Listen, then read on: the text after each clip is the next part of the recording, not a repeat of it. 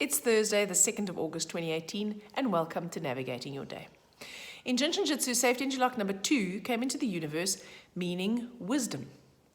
So my understanding of that is that 2 helps us to appreciate the wisdom that everything in the universe is essentially balanced.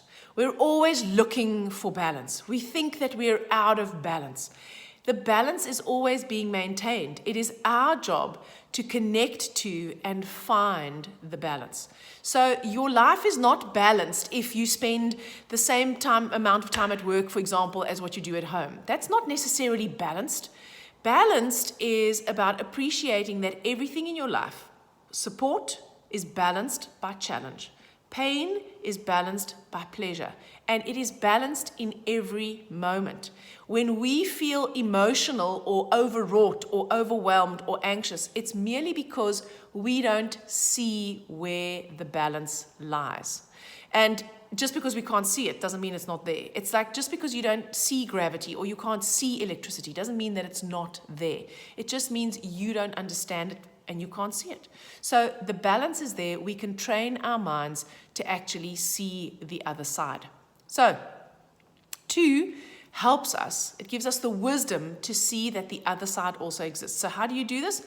Well, if you think that something has happened that has caused you, let's say, more pain than pleasure, you want to ask yourself, say someone said something, okay? So I don't know, someone was mean. Someone said to me, Loretta, you're such a whack job. What is this numerology, life mapping, blah, blah? How can you possibly think this has any value to anyone? Imagine, right? Imagine someone would say something like that to me. Okay, so they say something like that to me and my feelings are hurt and now I'm extremely emotional and I become really down on myself. My first question I ask myself is, what did that person, when they said that to me, what did it force me to do? What did it force me to think? How did it make me behave? So maybe in the moment, I stood up for myself and said, well, you know what? I don't really care what you think. This is what I believe. I'm okay with what you believe, but this is what I believe. And so this works for me. And it does seem to work for some people. And I'm okay with that. So then the question is, right, so what did I do? I stood up for myself. Now, what's the benefit of me standing up for myself? What pleasure did I get from that act? Because I did. I validated myself. I felt more confident. I could feel myself standing upright in my power. I was true to who I am. I didn't try and defend myself. And by not defending myself, I maybe saved myself a whole lot of energy. I stood up to myself, to that person, and then maybe that person had a response. Maybe they went, okay, well, you know, maybe it's not as, well, how about you explain it to me and maybe I could understand it better. That would be a benefit to me, right? Okay, so that's the kind of thing that I'm talking about. When something amazing, something that is too good to be true happens, I'm waiting for that. But something like too good to be true, you want to ask yourself, what's the downside? Let's say you win the lottery. You win $20 million. What's the downside? Well, I can tell you what the downside is. Every single fracking person who knows you and knows that you got that money is going to want a piece of it. Someone is going to want to manage it. People who don't know you are going to want to try and get their hands on your money in order to make money out of you. They're going to try and get you to spend it. They're going to try and get you to try and manage it. And you're going to be anxious about what are you going to do about all this money. And then you might end up with guilt. What are you going to do with all this money? And why did you get all this money? And what if you've got no idea how to manage money? What if you don't know anything about how money works? How are you going to invest it? Who are you going to trust? Can you trust anybody? Is it going to change your relationship? Those are all potential downsides of winning a whole lot of money. So 2 helps us to see this innate wisdom and balance that exists all around us. So we've got 2 is also a nurturing number. 2 is the balance between nurturing myself and nurturing others. 2 is a water number. It's an emotional number. It wants to make sure everyone else is okay. What it tends to forget in the process is making sure that I'm okay first. Nobody wakes up in the morning worrying about how they can make you happy and make your life better.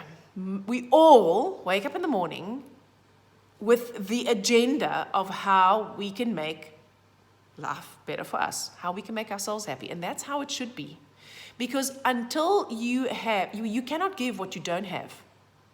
So if you don't have self-respect, it's difficult for you to respect others. If you don't have self-appreciation, it's difficult for you to appreciate others. If you can't appreciate your beauty, it's difficult for you to see the beauty in others. If you can't appreciate the beauty in your ugly, you can't appreciate the beauty in someone else's ugly, or whatever it is that you judge as ugly, right?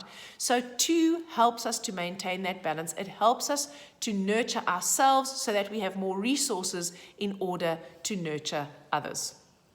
We've, of course, got the 8 from August. 8 is the practical solution provider. 8 is the number of boundaries. So whereas the 2 can, the more reactive aspect of the 2 is it becomes completely altruistic. It wants to give everything away, all its time, energy, and resources to someone else in order to make them happy. 8 is the number of boundaries. 8 says, hold on a second, if I do this, I'm going to sacrifice X and Y of myself, and that is not a good thing, because that means I'm going to run out of resource, and when I run out of resource, then none of us are going to benefit from that. So 8 helps us to keep those boundaries. It helps us to keep it real. It helps us to be more logical, and it helps us to connect to that practical logical function. So not that analysis where we're just in our heads and it's just going zoom, zoom, zoom, zoom, zoom. It's a practical, like, okay, what can I do practically? How can I practically nurture myself today? How can I maintain this balance? What exactly could I do in order to see this balance more clearly? Okay, Loretta said when something bad happens, ask myself what the benefits are. And when something good happens, ask myself what the drawbacks are, because then I actually have a more balanced perspective and I take the emotion that can make me react out of it, basically, all right? Now, this is not that you don't feel the emotion. Emotion is feedback. You need to feel it in order to get the feedback, right? Okay, so I've got to make sure that I've covered all the bases here, right? Because every side has the opposite also. Okay, so 8 helps us to keep it practical. What can you practically do today to nurture yourself? What can you practically do today in order to increase your energy? Could you maybe eat a salad at lunchtime? Could you drink more water? Could you go for a walk? Could you spend some time in the sunshine? Could you take regular breaks? Those are practical things that 8 helps us do. And that's the energy that runs through the entire August, right? What can you practically do to improve your life? Not think about or emote about, or talk about your friends. What can you actually do? This is a month where we do have the energy of connecting to practical things that we can do that will change and enhance our lives. We've got the 2 from 2018 as well. So there's 2 2s in this 8 in the root of the life map. So a lot of water, a lot of feedback, a lot of ability to connect to our emotions, and the potential for a lot of wisdom. The hero, I thought I miscalculated it. No, the hero is a 3. So 3 is the goal setter, remember? The 3 is the one that sees the long-term goal. It sees how this is going to end or how it wants it to be and then puts a strategy in place. So that's the creative element.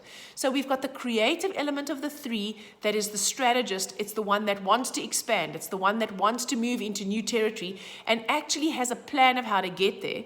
We have the 8 that makes it really practical and implementable. And then we have the 2s that are feeding back via our emotions whether this is good for us or not, or where is the balance in this? Where does the balance lie so that we can maintain that balance? Of course, things would not be balanced if there wasn't a villain. So the villain today is the 5, and when we have 5 in the villain position, then we do actually overanalyze. We overthink, we don't want to take action, we formulate the goal, we have the strategy, the 8 says, yeah, let's do it, the 2 says, oh, this feels good, I can see the balance, I can see the drawbacks, I can see the benefits, and 5 goes, oh my God, yeah, but what if this happens? And oh my God, what if that happens? And oh my God, what if that happens? And oh, what if I get a tumor? Okay, so that's 5 in the villain position, makes our minds run away from us. We get mired in, we get bogged down in worry and anxiety, and then we get analysis paralysis. So do be aware of that. So if you find yourself being extremely anxious, my advice would be take some deep breaths, sit quietly and connect to the anxiety and just allow yourself to feel it. Because once you allow yourself to feel it, you'll get further feedback of what's actually going on with you. When you try and suppress the anxiety, so now you try and distract yourself by eating or working or whatever, then you just actually feed it. It becomes subconscious and it becomes bigger and bigger, and it runs the risk of overwhelming you completely.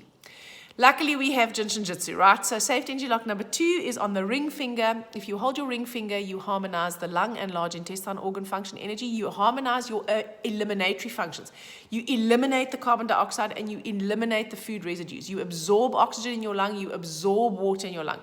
Oxygen and water are the two most important elements, more so than food, right? So when you hold your large intestine, when you hold your ring finger, you connect to that energy that helps you to absorb what you need and to release what no longer serves you. It's the finger associated with letting go, and the emotion is sadness or deep grief. Hope you have an amazing Thursday, and I'll speak to you again tomorrow.